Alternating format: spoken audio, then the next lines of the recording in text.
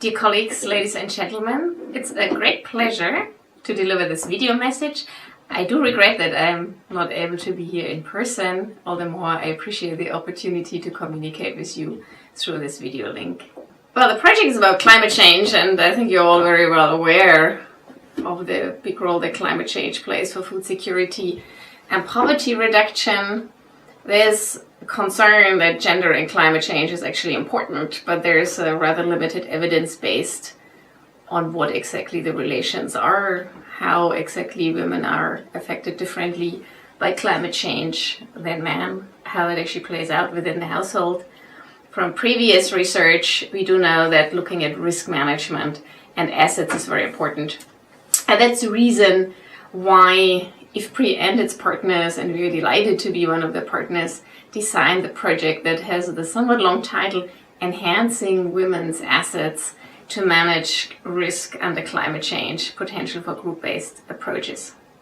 We are grateful for the funding, which comes from the German Federal Ministry for Economic Cooperation and Development, the BMZ. It's a program to fund CGR centers and their collaboration with German universities and the partners in the countries where the research is being conducted.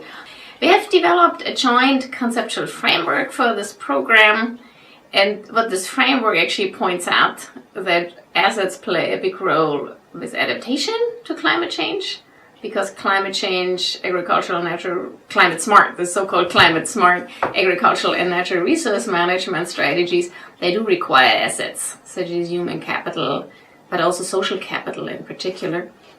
And this is where collective action comes in. Assets are also very important to cope with shocks that are actually caused by climate change, such as droughts, floods, but also illness and diseases. And what this framework makes very clear that it's important to look at the gender dimension of that, because perceptions of climate change may differ, the way men and women are affected may differ, and therefore the strategies actually to adapt to this may differ too. What we did in this project was to combine quantitative and qualitative research approaches. Quantitative research approaches, particularly econometric analysis of panel data sets, and here we used existing IFPRI data sets to build panel data that have gender disaggregated approaches. We use experimental approaches, such as an insurance purchase game in Bangladesh, or a study on the role of information, how information flows in social networks in Mali. A contribution, especially here from us in Hohenheim, were qualitative research approaches. We use participatory rural appraisal with a focus on gender differences and perceptions on climate change and adaptation strategies. And we also used a participatory mapping approach that is called MapMap, which was originally developed by Eva Schiffer while she was a postdoc at IFPRI. In this project, we used this method at the beginning of the project to find out what's the policy landscape, who are actually the various stakeholders involved. And then we also used a version of this approach, which we call Process Map, where we actually mapped the implementation process of different projects to find out what are the governance challenges, how is gender addressed in these projects that basically use group-based approaches to build assets. Just to show a few findings from that particular study that was actually conducted by Silke Julowitz, one of our master students here at Hohenheim. She looked at 4 different programs, land rehabilitation programs, that basically use collective action to build natural capital as an important asset to deal with climate change. And there were quite a lot of efforts to promote participatory decision-making, mostly through various types of committees, so watershed committees, rehabilitation committees. But the study showed that the knowledge about these kind of institutions was rather limited, and women faced particular constraints to actually participate in that. And that was not really fully realized by those implementing these projects. To just share some results from the quantitative part of this study, done by Agnes Kiesenbing, Neha Kumar, and Julia Behrman. They looked at shocks and assets and did a comparative study from Bangladesh and Uganda. They analyzed panel data sets that had gender disaggregated data, And they found some important similarities between the two countries. For example, in both countries, they differentiated assets that are held by men, by women, and that are held jointly.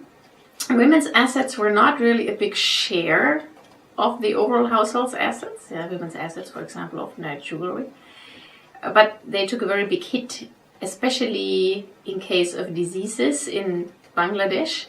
Joint assets were also affected, but there were quite substantial differences between types of assets, and there were variations by countries. In Uganda, the wife's assets were generally affected to a greater degree than the husband's assets by drought, price shocks, and by death. I'm coming to the policy implications. But this research shows that there's a need for gender differentiated policies so that both spouses, men and women, are able to better adapt to climate change. That is relevant, for example, with regard to insurance policies. The studies suggest that health insurance may be particularly important for women because they can lose the main part of their assets in case of illness. And that's why we actually looked at experiments in this project also. It will be important to look at the impact pathway for this research, and we will make specific efforts to share the results of this project with policymakers and also with development agencies that address climate change either directly or indirectly in their various projects. Overall, coming to my conclusion, I do believe that we greatly benefited from this research collaborations with IFPRI, with the Center for Development Research, and also with our partners in the 4 countries. What I think was a particular benefit was the possibilities to combine the strengths of the partners in using different research approaches, both quantitative and qualitative. And I do believe that has led to richer insights and results that also make this project more policy relevant, and hopefully that will also allow it to ultimately have more impact in the lives of poor men and women as they need to adapt to climate change. Thank you very much. Again, I regret that I cannot be here in person today, but I wish you very good deliberations. Thank you very much.